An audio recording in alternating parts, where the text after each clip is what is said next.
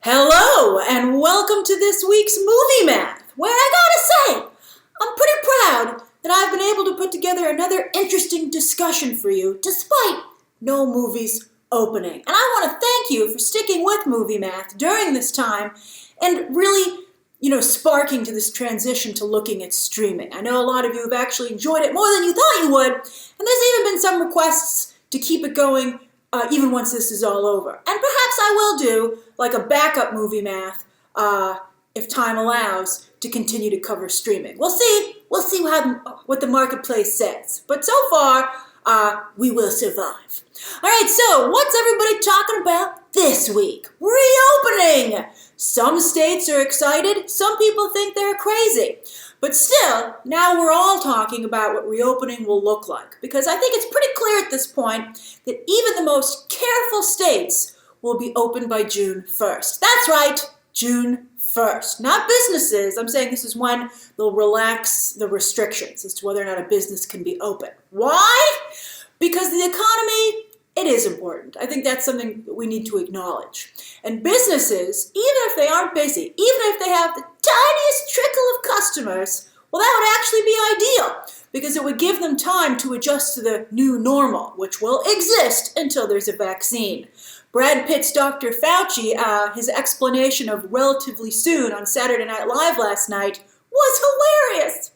That was great. All right, so anyway, let's take a look at the latest developments and what's going on with movie theaters. So AMC has announced that regardless of local government or federal government guidelines, they ain't reopening until Hollywood starts to put out new product, which, when you think about it from a business perspective, makes a lot of sense. No one's going to risk their lives. Remember China was like, oh, we're going to play like old movies that won't it be fun to see them on the big screen? No, it wouldn't, right? So, maybe a couple of people, be like the canaries in the, I'm using that metaphor a lot. Does anyone have another canary in the coal mine style metaphor that I could use? I would appreciate the suggestion down below.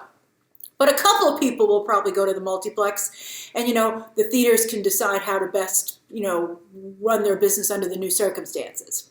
But I have to say, Tenet, Mulan, SpongeBob, and Wonder Woman 1984 is a very tantalizing lineup to get us back into the theater. Right? I'm very careful, but even I'm like, trying to think about how I could go. I'm like, well, if I put a mask on and I do this and I don't touch anybody, if I go to the first, some of you said, well, if you go to the first show of the day, that's a good idea because no one's been in the theater before you. I like that idea a lot. I bet the first showing of the day becomes real popular. But anyway, I think that large theater chains would likely reopen early July just to get up and running, to put new social distancing and cleaning protocols in place so that you feel confident to return when Tenet opens, I think July 17th, right? Again, it might not open July 17th, but I gotta say, I think right now, things change. This is an ever-changing situation, obviously, but as of right this second, I do think Tenet will open in mid-July, and you will have the option to go. I do think, John Stankey said they're going to rethink the distribution model, and then he walked that comment back because the theater owners were like, how dare you, sir? And he said, oh, don't worry about it. Ann Sarnoff, who now runs Warner Brothers, the studio, John Stankey runs all of AT&T. I think all of AT&T just got promoted. But she was like, don't worry, we love you, movie theater owners. So I think, as I said before, what will happen is that they'll shorten the window. They'll still release it in theaters, but you could see it probably on streaming as fast as 2 weeks might be too fast. Movie theaters might be like, why would anyone see it in a theater? But maybe 4 weeks. You could see it going to streaming in a month, I think. I think that makes sense. Now, so far, AMC has managed to stave off bankruptcy, but they're still getting sued by at least one landlord in Florida for not paying their April rent. AMC made an announcement right before April started saying, we're not paying anybody. And one landlord said, oh, yes, you are. So he's filed suit. Now, it was interesting to get some numbers out of this. So apparently, the monthly rent for AMC at this Florida mall is $52,000. Whoa, no wonder they're like $5 for popcorn. I usually am a big apologist for the movie theaters. I'm like, look, they got to stay in business. But I recently, right before this started, I got a small soda and an M&M's, and they were like $12. And I was like, did you charge me for something else? And they were like, no, that's how much it cost. And I was annoyed because I was like, I'm the person who complains about movie theater food prices. But that was a lot. But then look at that rent. Now, the landlord is saying he also wants damages of $7.5 million. That's ridiculous. And I think anyone can see that landlord is taking advantage of AMC and what he thinks are its deep pockets. Didn't you read they're in danger of bankruptcy, buddy? But anyway, he's trying to get them to keep his entire complex afloat. Side note, right now the state of Florida would not allow AMC to open that theater. But if they were to do so, by relaxing their guidelines, then it would be harder for AMC to argue they didn't have to pay that rent. So the landlord really should have waited to file. And Florida, because it has a Republican governor, has a pretty itchy trigger finger when it comes to reopening the state. So I don't think he would have had to wait too long. Although maybe the judges down there are favorable to that. Although it's such obvious gouging. If I were a judge, I'd throw that out. I'd be like, nice try, buddy. You tried, it's too much. I can't let it go. Now, speaking of movie theater, I'd be curious what your decision would be from a legal, if you were the judge or if you were asked to moderate that situation. Now, speaking of movie theaters and the law, CMX has become the very first movie theater chain in North America to file for bankruptcy. Hooray! It actually is a hooray because they have some very interesting comments. Now, CMX, if you don't know, is a dine-in theater similar to iPic. A little bit less expensive, though. I really like CMX quite a bit. So when I saw this headline, I was like, oh noes! But remember, just because you file for bankruptcy doesn't mean you're going to go out of business. It means you don't have to pay any of your creditors back. You don't have to pay your rent for a little bit. It just gives you a little bit to financially right yourself. So that's good. Now, CMX, if you don't know, also is a subsidiary of Mexico's CineMX. Isn't that cool? It's a movie theater chain based out of Mexico, although the CMX offices are here in the United States. And already they're the 8th largest theater circuit in North America and growing quickly. They were going to acquire another theater chain to put them in the 7th place, but I don't know if that deal will still go through under the circumstances. You can't really make big purchases when you're bankrupt. Now, as I said, they had some interesting things to say in their filing, right? So CMX was like, this is not our fault. They said that 30% of their revenue goes to rent. Like you, Mr. Florida landlord, 30% of their revenue goes to rent. So actually interesting, if you look at the $52K, you can probably see how much a movie theater maybe brings in, although AMC is a bigger chain than CMX. But that would be 30% of CMX's monthly revenue. Very interesting. I can't do the math off the top of my head like that, but you know, do math amongst yourselves.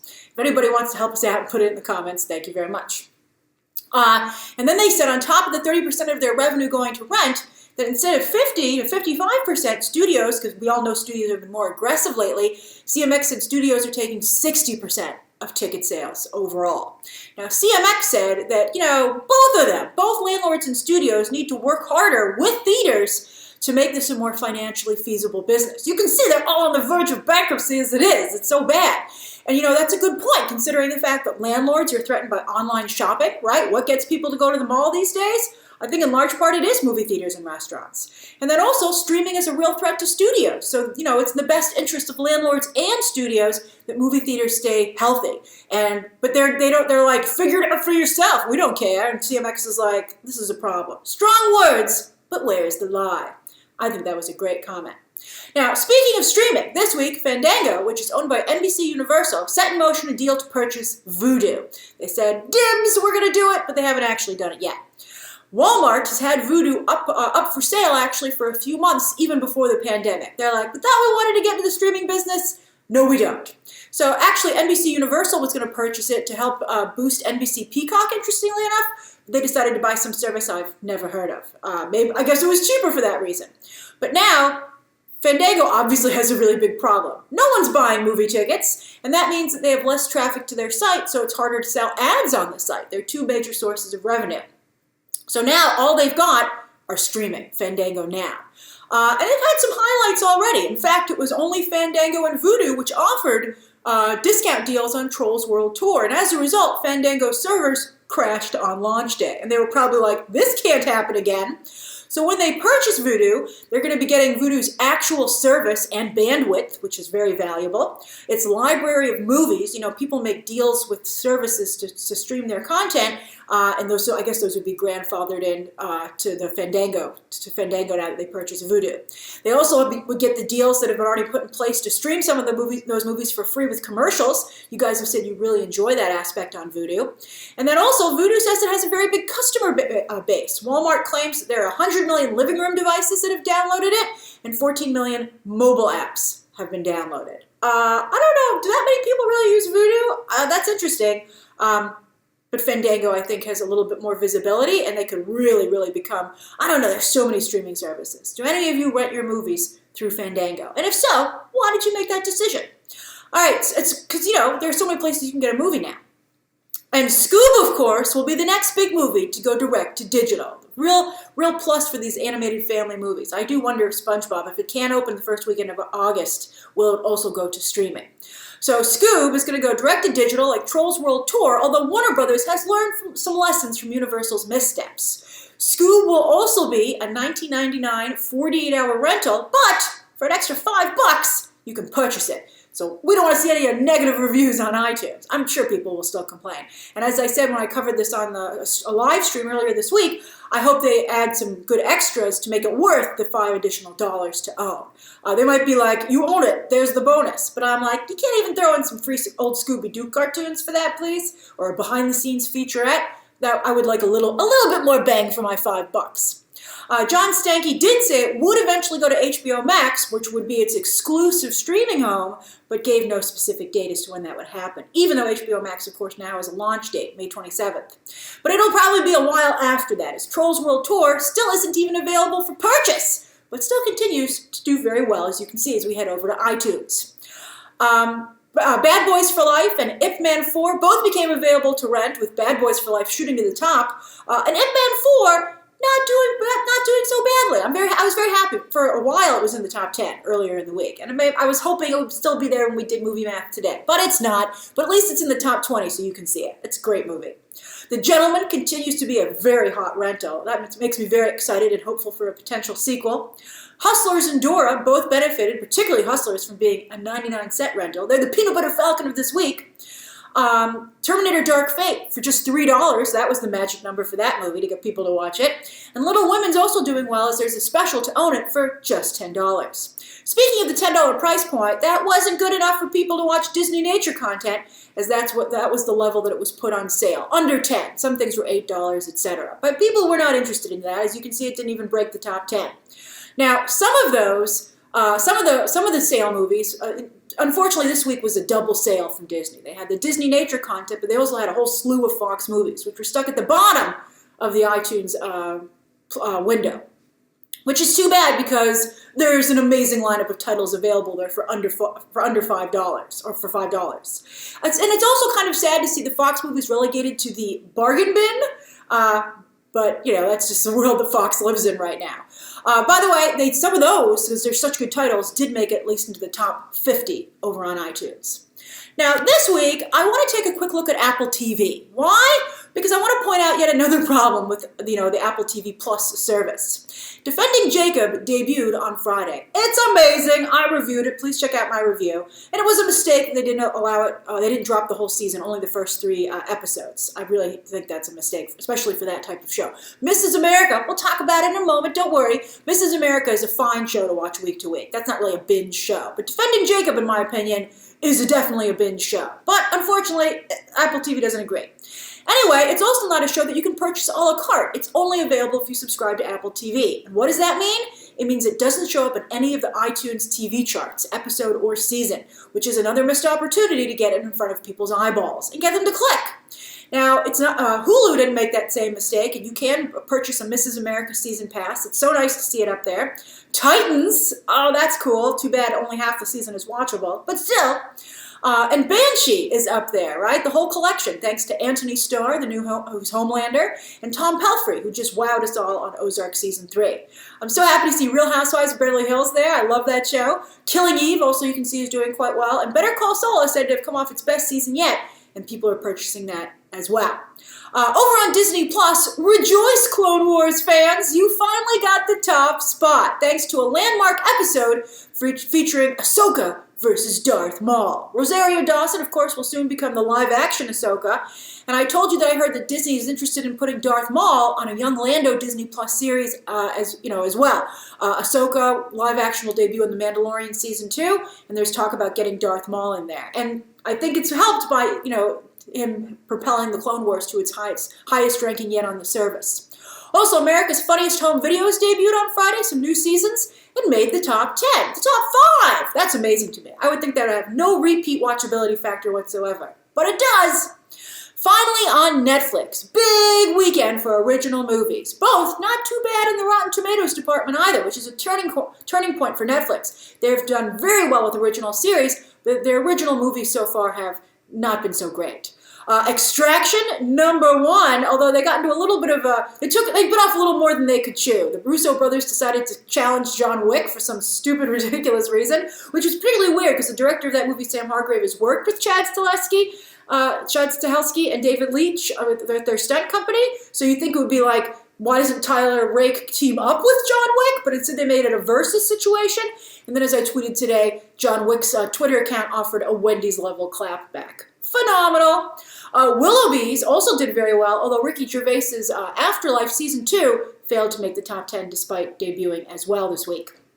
Waco, from 2018 on the Paramount Network, where obviously nobody saw it, is doing quite well on Netflix. It's only 6 episodes. I might even watch that because I love the cast so much. Michael Shannon, Taylor Kitsch, John Carter was robbed, and then also Julia Garner from Ozark. That's something that she was on, I think maybe around the same time as Ozark, but, certainly before her Emmy win for Ozark. So that's a great cast. Also, Absurd Planet is doing very well, which debuted this week, and it's edgier content what Disney Plus has been offering, and interestingly enough, their Earth Day documentaries aren't in the top 10 anymore. As for this coming week, it's a busy week. I have a lot of different stuff that's coming out for you to watch. On Monday, Netflix will debut a series on Monday, and that's Mindy Kaling's Never Have I Ever. She's the writer-producer of this show, and it looks a little bit like her own non-superpowered Ms. Marvel series. So we'll see if that gets any traction.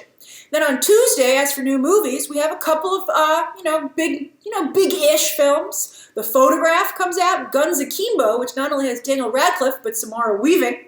The Assistant, speaking of Julia Garner, and then also a Lego Shazam versus Black Adam movie, if you're into that. Although next week, the week after this, is of course the Justice League Apocalypse movie, Justice League Dark Apocalypse movie, which I will be reviewing.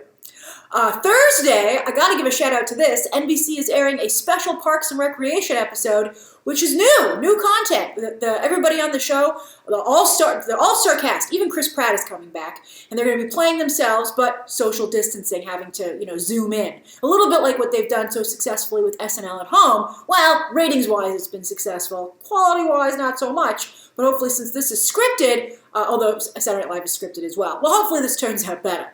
That's again on Thursday. Then on Friday, Hollywood drops on Netflix. That's the big new series from Ryan Murphy and his first for the streaming. I believe it is his first for the streaming service. Although he has some huge movies coming out later this year. Hopefully, Prom and The Boys in the Band. So a lot of stuff. It's just the beginning of the Ryan Murphy era on Netflix. So what are you watching? What do you plan to watch? And when do you plan to return to movie theaters? And what would it take to make you feel comfortable? Share your thoughts down below, subscribe today, and of course, as always, you can check out some more videos right now.